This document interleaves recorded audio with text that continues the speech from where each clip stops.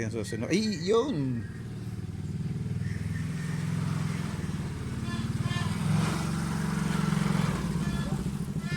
Nagkailaw na nga. Nagkaroon ng supply. Yan. So, dito lang sa ilalim nito guys. Yan. So, may chance na magamit natin tong Microtech na to. Yan. Uminaw na lahat. Kita nyo guys. Ayan o. Sana buo pa to.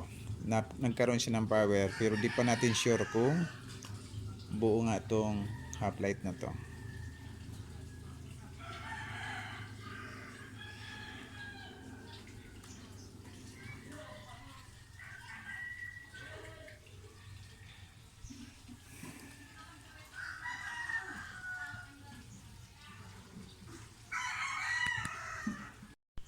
Hi guys, what's up?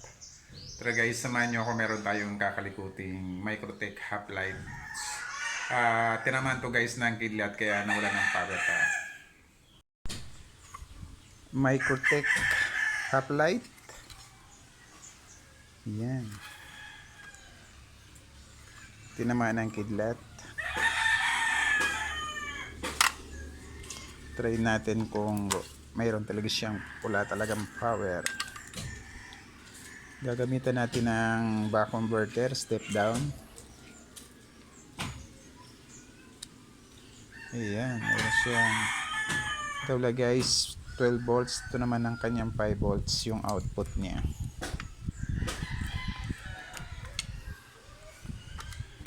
Natin kung walang power. Ayan. So wala talaga, patay na patay. Tinamaan to guys ng kidlat, kaya ito yung gagawin natin ngayon.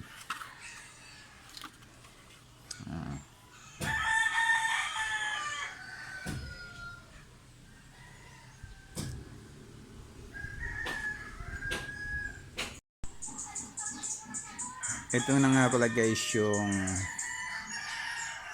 nakita natin na power supply. Ayan. Galing to sa lumang monitor. Ayan. Ito yung kanyang input ng 220, tapos ito yung output niya. Ayan. So multiple output to guys. Meron siyang 12 volts, meron siyang 5, kaya tamang tama to dun sa gagawin natin, dun sa aayusin natin na Microtech. So maganda to guys, sigurado kong regulated yung mga power supply nito, yung output niya. Yan, meron siyang 5, dalawang 5, nasa gitna yung ground, saka dalawang 12 volts. So talagang tamang tama to. Ayan. So dito to nakalagay. Yan, tapos na sa monitor ng computer. So ayan, tama-tama guys, dahil matagal tayong naghanap nito. Dahil yung ibang mga sinubukan natin na power supply ay ayaw pagganahin. Itong gagawin natin. Ayan, ito nga pala guys ay Microtech half light ang tawag ito. Ayan, gamit ito sa piso wifi. Ang problem nito ay nawalan siya ng power supply dahil tinamaan siya ng kidlat. So titingnan natin ang loob. Napakatigas. Ayan. So nabiak na oh. So ito nga pala guys yung kanyang problema. Ayan. Pag nilagyan natin to ng supply, di na siya umiilaw, ibig sabihin wala siyang power. So ang gagawin natin guys, itong parts nito, yun kung makikita nyo, puro sunog yan. Tapos tatry natin, susupply natin to ng gamit yung nakita natin na power supply. Pag nagkaroon siya guys ng supply, itong banda nito ay tatanggalin natin yan. So wala tayong hot air, kaya mamaya kung magkakaroon siya ng supply at mapapailaw niya to, pupunta tayo dun sa gumagawa ng cellphone at ipapatanggal natin tong parts na to para hindi siya magkomplikado kung magkakaroon siya ng supply. So yan guys, ano pang hinihintay natin? Gawin na natin to habang maaga pa. Okay? So yan guys, habang nagpapainit tayo ng ating soldering iron, ayan, hindi pa siya mainit, gagamitan pala natin to. So kailangan natin itong dulo nito guys, para susundutin natin yung parts na pwede natin paglagyan ng supply. So gagamitin natin itong dalawa na to. Ang tawag dito ay jumper wire o DuPont. Parehas lalaki yung dulo. May kakat lang natin itong dalawa na to. Gusto lang gagamitin natin. Tatry natin. Sana magkaroon guys ng supply yung ating half light para magamit natin. Okay? So yun guys, mainit na yung ating soldering iron. Yan, puputulin natin to rito para magamit natin din yung kabila.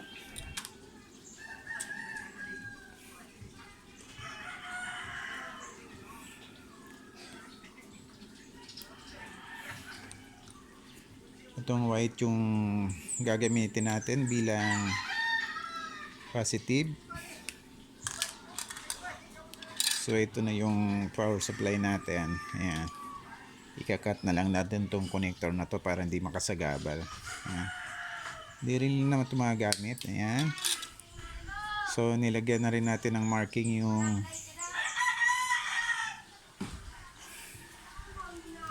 ayan. Ito yung negative niya, yung ground. Tapos ito yung positive na 5 volts.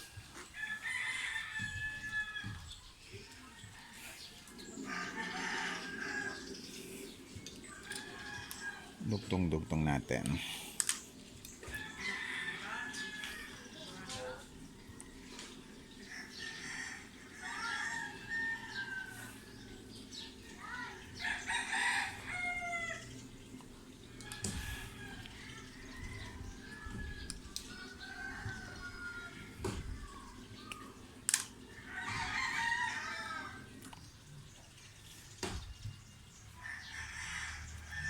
So, lagyan natin ng soldahin natin para siguradong walang loose contact.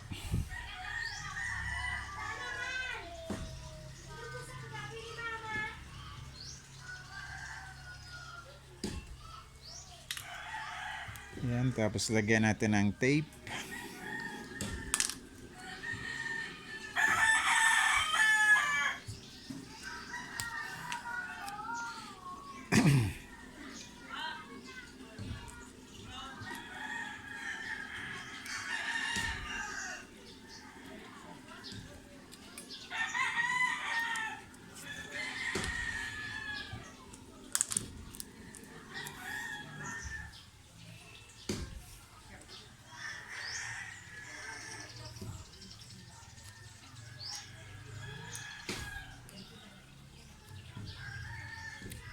So yun guys, mayroon tayong pangsundot. Okay, yan, sana magkaroon ng power. Ito yung lalagyan natin ng supply for safety, makaiwas ng ground. Patong natin yan, patong din natin to rito. So kailangan natin dito ng talas ng mata guys, kaya yun ang pinakang problema natin. May na yung ating paningin, kaya ingat tayo kasi baka mamaya magka ground. So hindi pala guys, para sigurado tayo. So dito na tayo guys magtatap ng ground para yung isa na lang ang susundutin natin dyan. Hanap tayo dyan ng dito siguro guys, tong coil na yan ayan. So napakalalim guys, parang titingnan natin kung makakayanan natin itong mamayang isolder dito. Ayan yan ang kanyang positive, tapos yung ground ito na lang sa ibabaw nito. Hinangan natin para sure. Hindi na rin naman magagamit itong terminal na to, gawa ng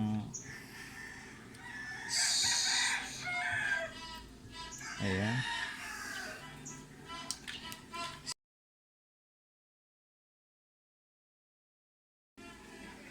So yun, hanap na tayo ng power cord nito.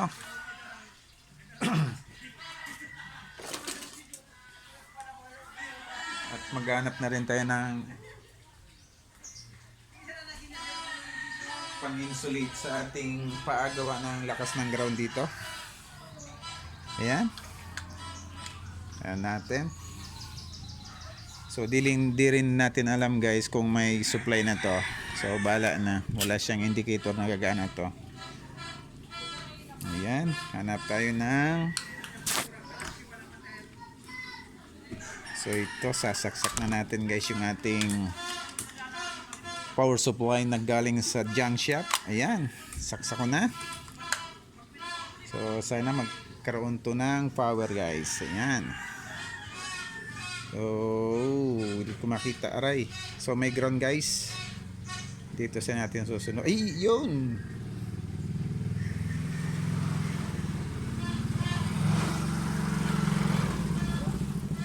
Nagkailaw na nga. Nagkaroon ng supply. Yan. So dito lang sa ilalim ito guys. Yan. So may chance na magamit natin tong Microtech na to. Yan. Uminaw na lahat. Kita nyo guys, ayan o. Sana buo pa to. Nagkaroon siya ng power pero di pa natin sure kung buo nga tong half light na to.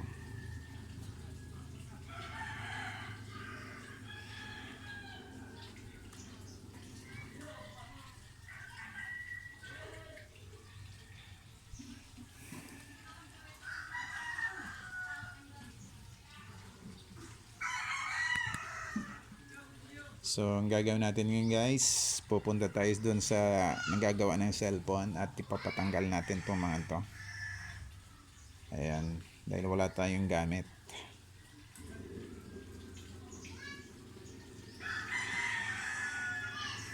Okay.